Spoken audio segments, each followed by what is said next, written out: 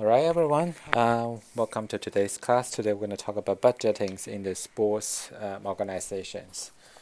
As we look at today's agenda, we're going to introduce a little bit definitions about budgetings, and then we're going to review some of the financial statements you might have learned from other classes, which is include income statements and balance sheets. I'm going to talk a little bit about the budgeting process, and also I'm going to introduce four different steps, four different types of the budgetings. So what is a budgeting? So a budget is a quantitative expression of a proposed plans of actions by the management for specific periods. So they will help us to coordinate what need to be done to implement that plans. So budget will mainly deal with the money. So as an organization or as a department, so we have to develop budget to predict how much money that we will have spent next year, how much money we will need for the operations, whether we are able to make some profits for next year's. So all the budget we have for specific periods, either for one financial year or maybe for multiple different financial years, depends on the purpose of the organizations. If you create a budget for a project, possibly you create a budget for more than just 1 year. So this is about budgetings. So secondly, we're going to have a quick review about some of the financial statements. So some students might have taken sports finance class or maybe taken financial management class from business school. So generally speaking, we have three different types of financial statements, right? If you're going to take accounting, finance, basically the three statements, right? First one, financial statements. One is income statements. One is the balance sheets, and the third one is a cash flow statements. Anyone know what the difference is between income statement, balance sheets, and cash flow statements? So here is a little picture. It's basically balance sheets will show you the net worth of the company. So basically, the balance sheet has show you what will be the asset and liabilities within the organization, give you a bigger pictures about how the business has been operated financially. So for the income statements, basically show you how profitable the organization is, right? So and in the income statements normally include revenues and expense and let you know whether the organization is making money or not for this financial year. So cash flow statements basically record how much money you have and how much money has been cash flow in and how much money has cash flow out from your organization. So we're mainly going to review income statements and balance sheets. For the income statements, they highlight the revenue and expense generated over a given period, normally it's one fiscal year. Look at the definition here, right? One fiscal year. Anyone know the differences between a fiscal year and the calendar year? What's the difference? We'll call it one fiscal year, sometimes we call it financial year. So normally it's talking about the net incomes occurs, normally it's talking about 12 months. Right, this 12 months does not need to be starting from January. So the calendar year normally talking about 12 months starting from January to December. Fiscal years normally does not need to start from January. Maybe you can start from March this year to February next year.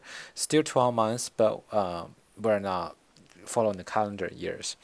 So for some students maybe in the future want to work in the education, either you want to work in high school athletics or college sports, right? So for the 12 months fiscal years, normally in the high school, in the education industry is starting from July this year to June next year. So this 12 months is a fiscal year in the education industries.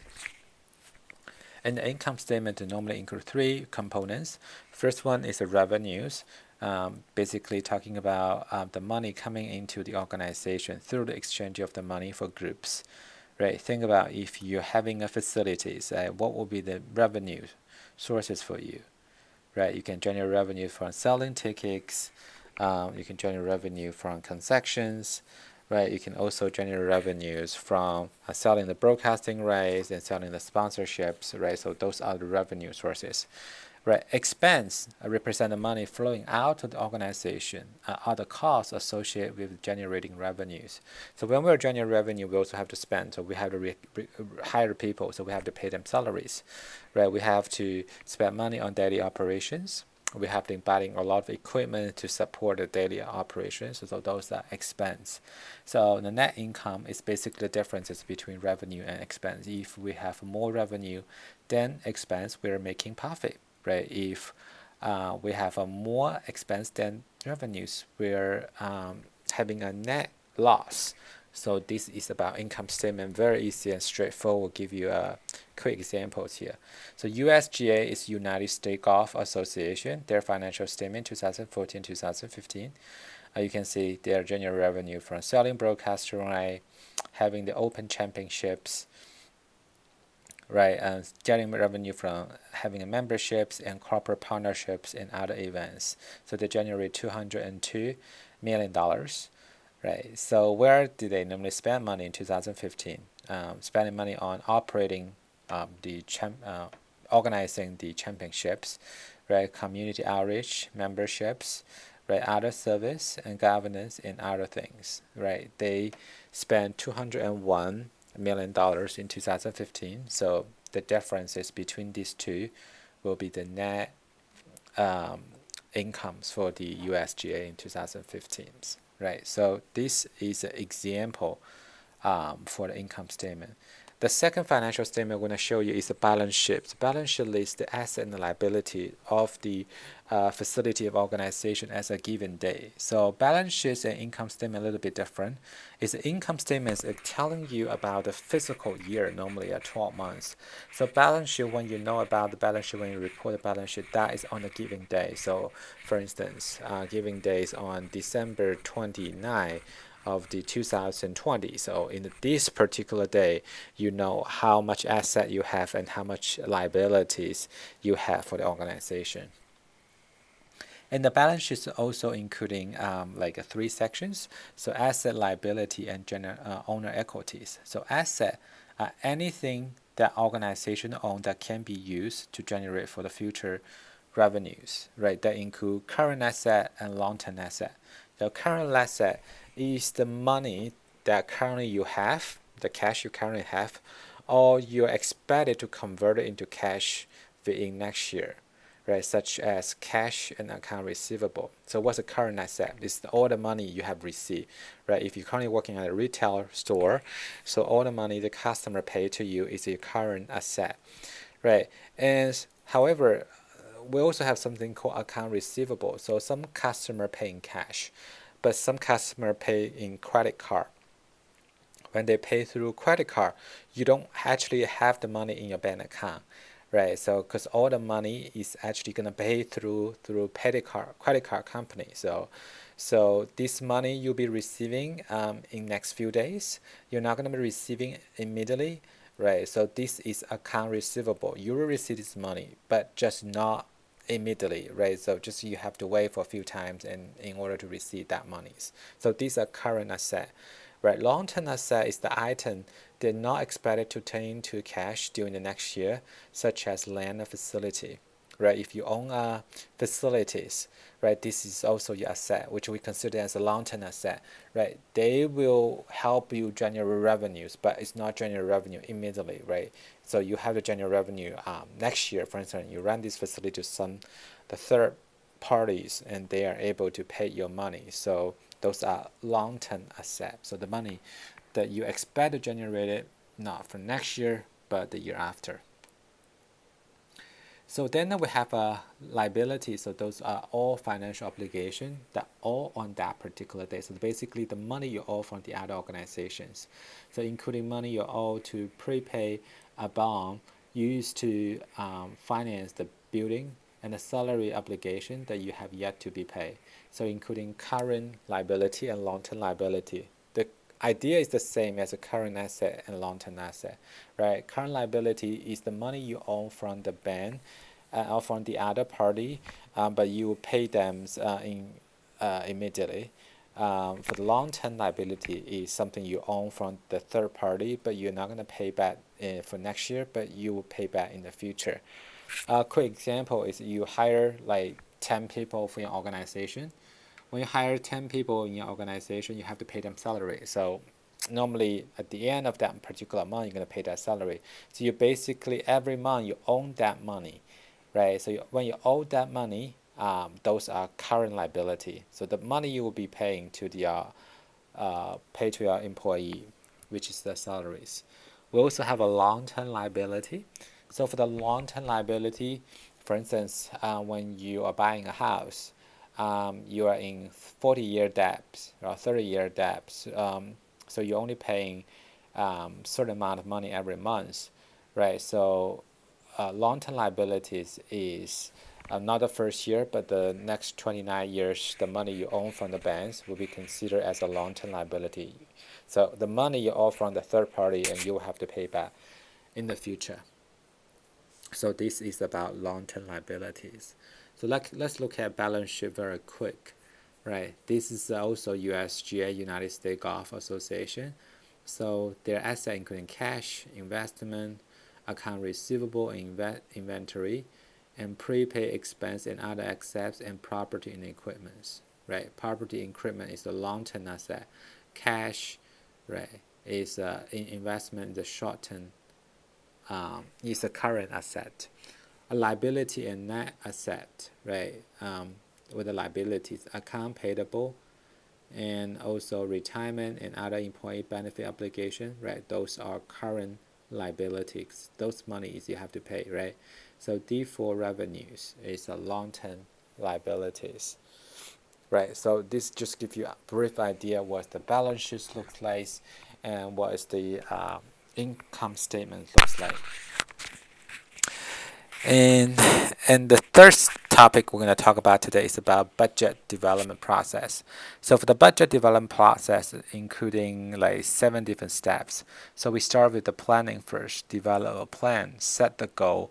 What are we trying to achieve for the coming years? Are there any major capital project that we need to take on? Do we need to hire new staff? And goal setting should related to both spendings and revenue generation. So if you set the goal, it's not just how you're going to spend money. You set the goal is also how the money you spend can help you generate revenues, right? And then we coordinate the material. So we look at previous year's financial statement, give us some idea how we are able to create a financial statement for next year. We also understand a little bit about industry trend to see whether there's some extra money that we have to spend for next year in order to continue to make ourselves very competitive in the markets. So we're going to interpret this data forecasting that is how much money we will need and how much money we can possibly generate it and present it, and normally we got approved, and then administrator to see whether the plan we developed in the first place has been met with our actual operations, and then we evaluate at the end of the year. So this is the budget development process. We have 4 different types of budget we're going to talk about. First one is incremental budget. Second one is a program planning budget. Third one is a zero-based budget, and last one is modified zero budgets. So for each of the budget, I will give you some idea what this budget is about. I show a little example, and also we're going to talk a little bit about the advantage and disadvantage for each of the approach. So incremental budget. So it's basically form of the line item budget. So basically, when we create a budget for next year, we will base on last year's budget. So for instance, last year we spent money at 5 different areas. So this time when we create a budget, so we are gonna base on all those 5 items we create from last year's budget. So whether we're gonna increase or decrease. So if we have like 10 items for last year's budget, so this time we would do is we increase the same percentage. So we say, hey, we have 5 different departments this year in our organization, right? So next year, we're going to add 5% on one department. So all the department cross all the departments, they all gonna have a 5% of the budget increase. So across the board, and then this is how we normally develop budget. This is called incremental budgets. So for these kind of budgets, so they have some advantage and also have some disadvantage. So for the advantage, obviously it's very easy for you to prepare, right? Everything's based on last year's budget, super easy for you to prepare. And also its change is gradual, right? And also that seems pretty fair, right? All the department, you all got budget increase, all got budget cut, so it seems pretty fair strategies, right? But the disadvantage is it does not count for those inefficiency or waste. Sometimes these kind of budget approaches are good for this big business. They don't worry, they have a lot of resource financially, so they can afford some waste. So those are disadvantage. And also they have a little initiative for growth. You don't look at each department's performance. You just basically increase and decrease the budgets as a whole. Right? It's also a top-down decision approaches. And all the budget is being determined by the top managers. The lower levels of managers' opinion has not been valued. Right, so those are the these advantages associated with the incremental budget. So we'll show you an example. Right, this is the budget for 2012, and this is actual money that has spent in 2012. So when you create a budget for 2013, you base on all the items, right, increase or decrease the same amounts of the percentage. Right, this is an incremental budget, which is the first budgeting methods we introduce here. One of the big problems for the incremental budgeting, we talk about it, you could waste a lot of money, right? For instance, maybe not all those departments, their budget need to be increased, but since you increase one, so you have to increase the others. It's not very effective, right? But it's very easy when you develop a budget. The second one is called program budgeting, right? Program planning budgeting. Remember when we were talking about the planning. So remember when we were talking about the first budgeting, we talked about one of the problem associated with the incremental budgeting is not quite flexible. So program planning budgeting is really based on the programs that we have. So sometimes one athletic department, you may have a lot of projects that you have to work on. So when you develop a program planning budget, you can really tie these things with your plans, and they can help you meet your goal and objective.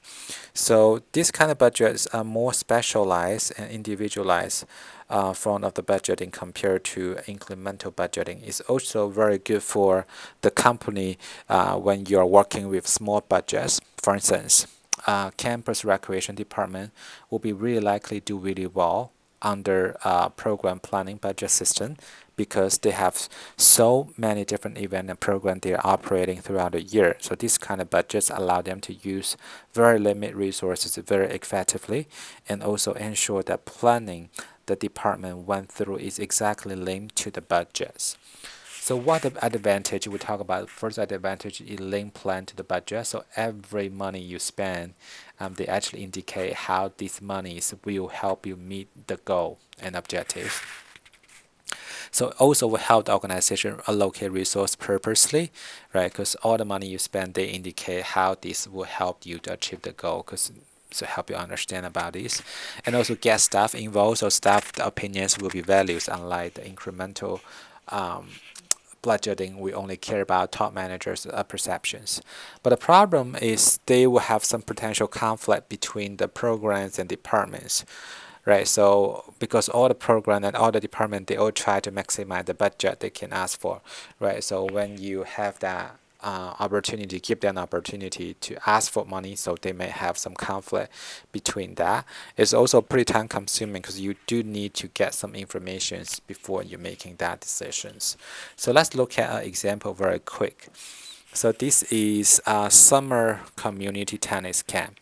So for the summer tennis community tennis camp, they have a 3 objective. They say they want to provide junior tennis opportunity for the community, increase numbers of the program by 20% over the previous years, and achieve at least a 90% positive satisfaction ratings from the participants.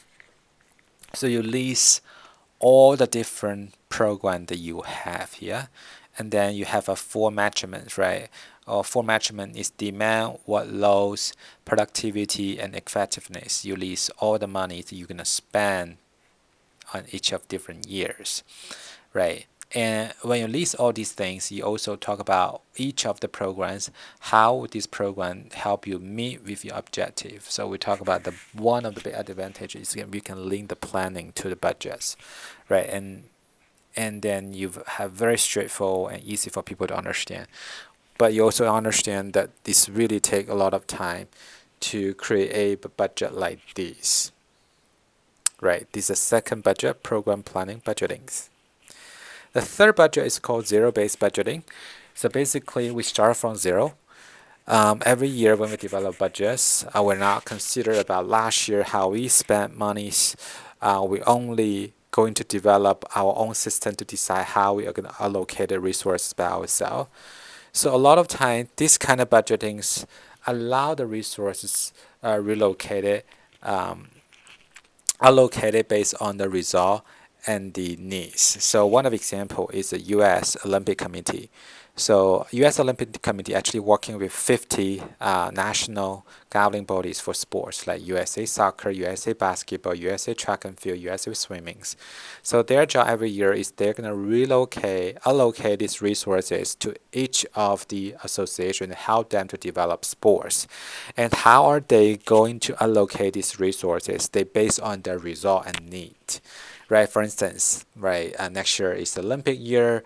U.S. is very we'll give example. Next year, if the Summer Olympic year, so U.S. is very strong in track and field and swimming and gymnastics. So those organizations also have a good result in the past. So they will get more resources than they can use to develop the sports.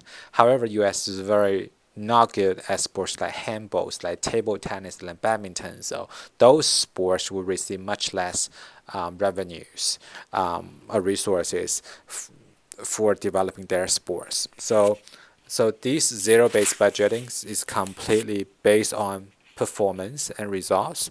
So they force these budget setters examine every items and prevent scrambling budgets over the times.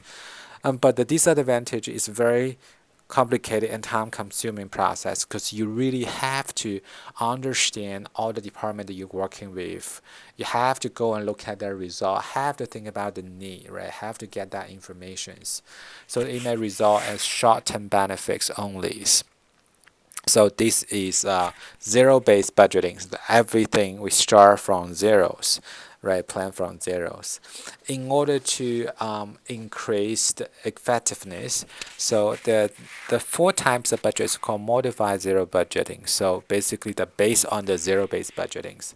So it become more efficient in focusing on various variable expenses while accepting the fixed expense as necessaries.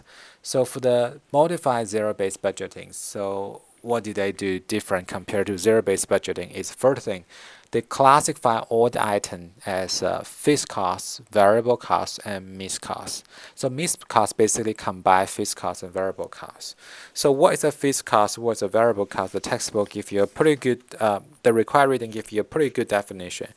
Right. So fixed costs is basically those costs won't vary with volumes, but variable costs they change with the volumes. So give example. If you're currently running a facility, you're hiring 12 people help you with the facility operations. So you have to pay salary to those 12 staff throughout the year, right? So those are fixed costs, no matter what you're gonna pay for this, right? And variable costs will be electricity bills or those utility bills, right? The more you use, you will have to pay more. The less you use, you will pay less. So possibly during the summer and winter, you have to use more because summer is very hot, winter is very cold, so you have to turn on the air conditionings, right, to adjust the temperatures. right? So those are the variable costs because they will change all the time, right? Fixed costs, so those money will have to stay the same. So the step for the modified zero-based budgeting is, first thing, we're going to identify the expense and costs and classify them, right? Categorize what has been considered as fixed cost, what has been considered as a variable cost, what has been considered as a max cost, and allocate fixed costs first because we have to spend that money anyway. So we have to pay these 12 employees as we explained previously, right? So we have to put the money out there first, and we prioritize those variable expenses. So what is the most important for the variable cost? We plan that first, right? And then during this budgeting process, we can request add packages. So during the operation, we find out, okay, in this area, we possibly need more monies, so we can add the package there. So just look like this. So if there's 70% of the money we have considered as a fixed cost, so we have prepared that budget first. Another 30% of budget, those are variable costs, so we prepare that later on. So we consider about the most important thing, we deal with that first, and then deal with the less important things later on. So this is the benefit for having a modified zero-based budgeting. So these are 4 different types of based budgeting. The textbooks actually give you the pretty good explanation for each of them. So again, incremental budgetings, program planning budgetings, zero-based budgeting, and modified zero-based budgetings. Okay, after introduce these 4 basic budgetings, so one of the group assignment that you have to do in this class is you will have to go and write a budget proposals as a group. So I'm going to put you guys into different groups and you'll be working together for these group projects. So the group project is basically I'm going to give you budgeting crisis at Little State University and ask you to review the budget Excel file for them as well. So you have a 2 documents I'm going to share on Canvas. One is the reading, so make sure you read that reading very carefully, take some notes, and understand what area they have to spend money, so what area they could cut the budget. And also I'm going to provide you a budget Excel file. The budget Excel file is a leading document. So if you change one budget, the entire document will be changed. The number will be changed. So basically it's talking about the Little State University is currently experiencing budget cut. The state government decided to cut $800,000 for next year. So as an athletic director, that you will have to go and work with other staff to determine how you're able to adjust the budget to make up for this shortfall for the upcoming school years. Right, so basically you have to look at all the revenue you generated. You can think about, is it possible you can generate more revenues, right? Based on that, think about some idea, and also look at all the money area where you spend money or plan to spend money on for next year, and think about it, how you are able to cut the money that you're planning to spend for next year. So the ultimate goal for you is make sure next year you're not going to suffering for the budget shortfall. So for a group, you're required to submit a proposal which will be minimum 8-page long, double spaces using 12-point forms. So more information has been shared on Canvas. If you have any other questions, please shoot me an email and let me know. And I might have another video to provide more explanation and help you better than how you be able to do these group projects. Okay, so this is about budgeting in sports organization. Thank you so much for listening to today's class, and we'll talk about more topics next time. So we'll see you next time.